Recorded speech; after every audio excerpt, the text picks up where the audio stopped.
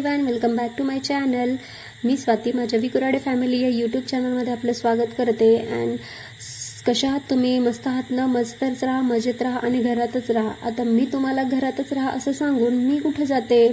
मी आज निघाले होते हॉस्पिटलच्या कामासाठी बाहेर। आणि आज मीन्स आमच्या इकडे 1.5 दिवसांपासून भरपूर असा मोठा पाऊस सुरू आहे आणि त्यामुळे रस्ते वगैरे पूर्ण जाम झालेले आहेत।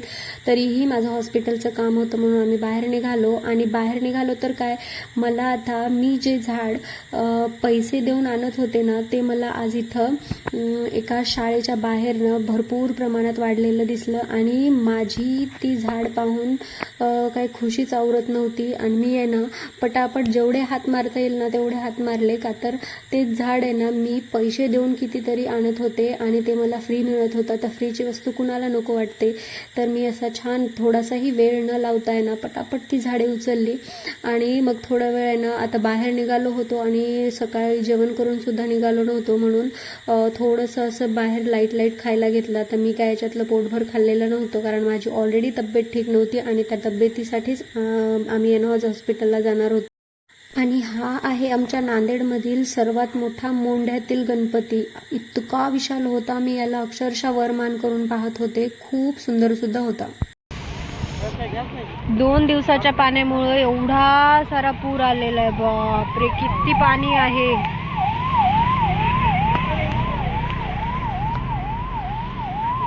काय मत आहे तुमचं पाण्याबद्दल?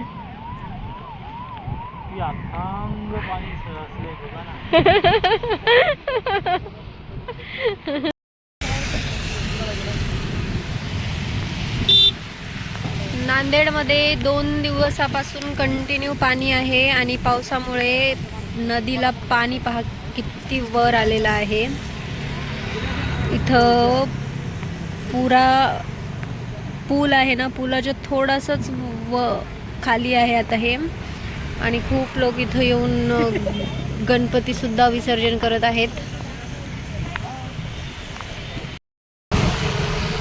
नांदेडमध्ये असा भरपूर छान असा पाऊस सुरू आहे आणि अशा पावसामध्ये आम्ही खूप वर्षानंतर 2 जण बाहेर पडलो। हो, हॉस्पिटलच्या कामासाठी पडलो, पण त्याचबरोबर आमचा पाऊस सुद्धा एन्जॉय करणं चालू आहे। जास्त मोठा नाही आहे, रिमझिम पाऊस आहे, पण खूप छान वातावरण आहे। मागील 2 दिवसापासून ना माझी थोडीशी तब्येत ठीक नव्हती आणि त्यामुळे घरातील सगळी कामं आहेत ना ती जशास तशी पडलेली आहे। तर म्हटलं आज थोडीशी कामं करून घेऊ। आणि आता लवकरच आपल्या लक्ष्म्या पण येणार आहेत, महालक्ष्म्या। तर त्यांच्यासुद्धा तयाऱ्या खूप बाकी आहेत, फराळाचं वगैरे बनवणं। तर आम्ही पूर्ण फॅमिली मिळूनच महालक्ष्म्या बसवतो। तर त्याच्यासुद्धा तुमच्याबरोबर व्हिडिओ लवकरच शेअर होतील। आणि आता ते फराळाचं बनवण्यासाठी आहे ना मला जायचं आहे। तर पटापट जे ते घरातली पूर्ण कामं आहेत ना ती आवरून घेऊन पूजा वगैरे करून घेऊन मग जाऊ असं विचार चालू आहे। पण बाहेर पाऊस पण खूप जोरात चालू आहे आणि 2 दिवसापासून इतका पाऊस आहे की आम्ही स्वतःच कंटाळून गेलो आणि कुठं बाहेर जाता येत नाही आहे। फराळाचं नाही तर आम्ही सर्व एका जागीच बसून बनवतो, पण यावर्षी पावसाचा बेत पाहून थोडंसं फराळाचं बनवण्यासाठी पण उशीरच झालेला आहे। आता पाहूया, आज तरी जाणार आहे, आज जेवढं होईल तेवढं करून घेऊन। आणि थोडीशी तब्येत पण बरोबर नाही आहे माझी, कालच हॉस्पिटल वगैरे झालं, पावसामध्ये जाऊन आलो हॉस्पिटलला। आता घरातली जी आहेत ना छोटी मोठी जी कामं आहेत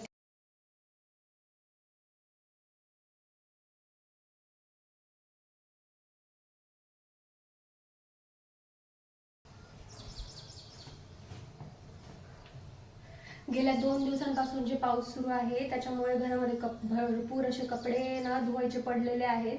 आणि माझे ऑलरेडी 2 दिवसाचे कपडे आहेत ना ते बाहेर वाळत आहेत आणि अजून सुद्धा ते वाळलेले नाही आहे। तर आता जेवढे महत्त्वाचे आहेत ना तेवढे तरी कपडे आपण मशीनला लावून टाकू आणि एअर ड्राय करून घेऊ, म्हणजे थोडेसेच वाळायचे बाकी राहतील। आणि मेन प्रॉब्लेम काय झाला ना की माझ्या हॉलमधला जो फॅन आहे तो सुद्धा एक 4-8 दिवसांपासून बंद पडला आहे, तर ते सुद्धा रिपेअरला टाकला आहे। तर तोपर्यंत तर मला आहे ना आता बाहेरच वाळवायला लागतील कपडे। आणि पोर्चमध्ये तरी आपल्याला वाळवता येणार नाही आहे, कारण तुम्हाला आत्ताच दाखवलं मी की माझ्या पोर्चमध्ये कसंही असू दे पाणी तर ओलं होणारच. त्याच्यामुळं आहे ना थोडेसे कपडे आहेत तेवढे वॉशिंग मशीनला लावून घेते, मग माझी आंघोळ आणि पूजा होजेपर्यंत कपडे वगैरे होतील, मग आपण घरी जाऊ शकतो आणि थोडीशी फराळाची पण तयारी करता येते. ठीक आहे.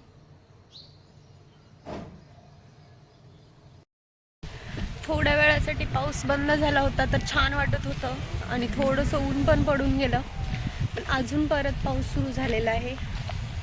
हे बघा.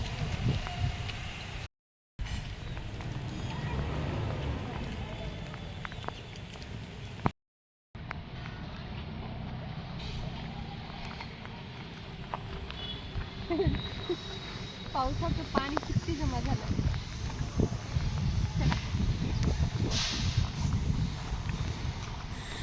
आता नदी पार करून म्हटलं तरी चालेल, पण आम्ही पाणी आणि पाऊस हे दोन्हीही आहे ना पार करून आज इकडं आलो होतो आणि फराळाचं बनवायला आम्ही स्टार्ट केलं होतं.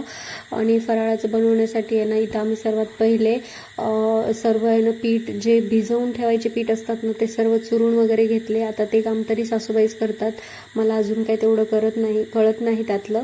तर मला जेवढं जमतं ना तेवढं मी करू तरी लागतेच त्यांना. आता आम्ही इथं खारे शंकरपाळे, गोड शंकरपाळे, करंजा आणि चखल्या एवढ्या आज आयटम्स बनवणार होतो.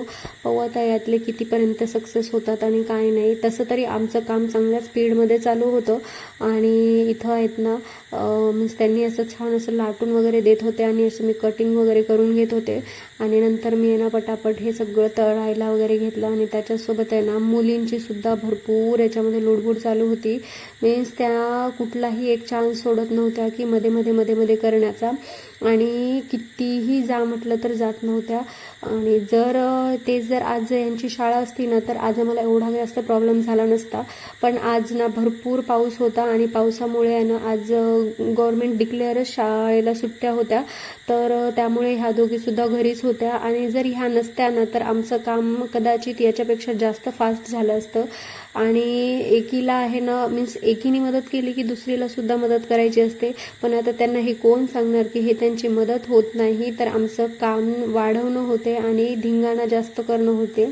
तर त्यामुळे नाही बघा ह्यांचं इथं चालू होतं असं त्यांचं खेळत खेळत काम करणं चालू होतं. आता किती जरी म्हटलं तर त्या काही सरकायला तयार नव्हत्या. आमचा तरी आजचा दिवस आहे ना असाच फराळाचं बनवण्यामध्ये छान असा गेलेला आहे. आणि तुम्हाला जर माझे व्हिडिओ आवडत असेल तर माझ्या व्हिडिओला लाईक करा, शेअर करा आणि चॅनलला सबस्क्राईब करायला विसरू नका. पुन्हा भेटूया अशाच एका नवीन व्लॉगमध्ये. तोपर्यंत तुमची काळजी घ्या. Bye everyone.